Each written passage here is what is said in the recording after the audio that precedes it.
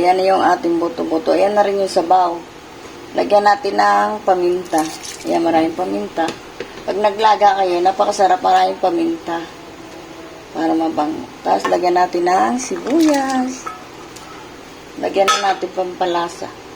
Ayan, tsaka patis. Nagpapatis talaga ako pag nilaga. Tapos, papakuluan na natin. Mamaya balikan natin yan. Hiwain natin yung ibang sangkap. Yan, kukulo na. Takip na natin. Natin yung ating mais. Oh my goodness, nagmusok. Yung mais natin 2 piraso. Yan, sarap-sarap. Parang malasa. Ating nilaga. Nilagang buto ni Mapa Cooking. Ayan. Araw-araw, cellphone na lang nilalagay ko, hindi na GoPro. Ini-edit pa. Ang hirap mag-uto sa mga bata.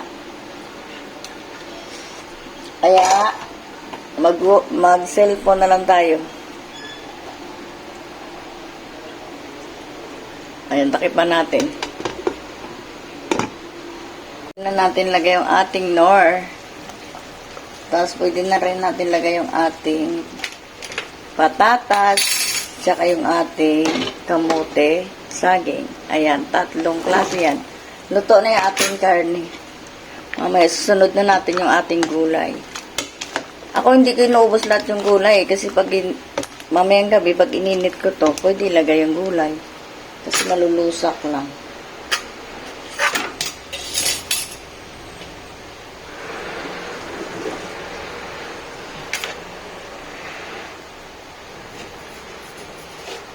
Ang daming lagyan natin ng asin. Gusto matabang yung ating asin.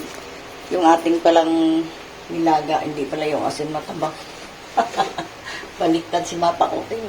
Talang-talang si Mapa Cooking. Ay.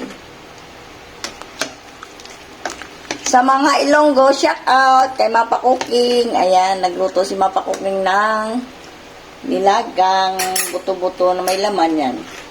Mas maraming gulay.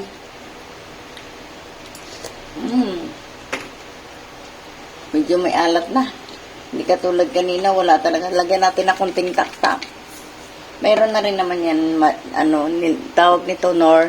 Sobrang dami kasing sabaw, kaya naglagay tayo ng konting taktak.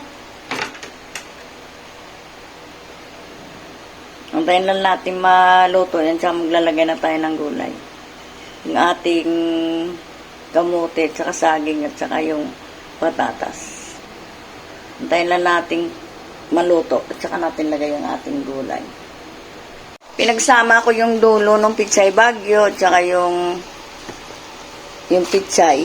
Ito yung mga dulo ng pichay, medyo matigas. Kaya unahin nyo yan. Ito. Yung repulyo, hindi na ako naglagay. Yung mga dulo ng mga pichay bagyo, daon ng sibuyas, andyan na rin. Ayan. Pero mamaya hanguin ko yan. Para hindi talaga siya malusak.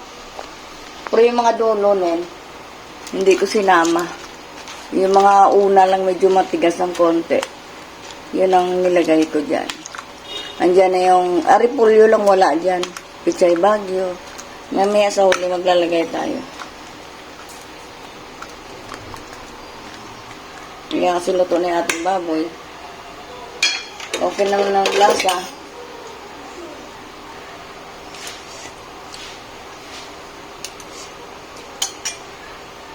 Okay na. Rin tayo ng repolyo, pero tatanggalin na natin. Yung kasing dulo, inuna ko. Kasi madali siya malusak. Ayan. Yung mga dulo ng pitsay. Kasi madali siya malusak at saka papangit pag nasubran sa luto. Ito yung ating yan. Tatanggalin ko yan pagka nakuluan na ng bahagya. Akala ko hindi ko na sana ilalagay. Kunting gulay pala. Kailangan mapakulo talaga siya. Yan, napakaraming gulay, no? Gulay na ulam pa. Kunting kulo lang kasi siya pagka naglaga kayo. Ay, marami pa tayong gulay. Mamaya ilalagay natin yan sa gabi. Kasi hindi naman kaya ubusin ng isang lutuan. Kaya pang gabi yan. Ito naman, pang tanghalian. Like and subscribe kay Mapa Cooking. Thank you for watching. Iniwalay ko na yung gulay. Inubos ko na lahat yung gulay para initin ko na lang. Yan para talaga hindi malusak yung gulay natin. Tapos, ito yung ating karne, tsaka mais. Hindi ko na iniwalay yung mais. Yan na lang. Okay na. Thank you for watching. Like and subscribe kay Mapa Cooking. Like and subscribe. Thank you for watching.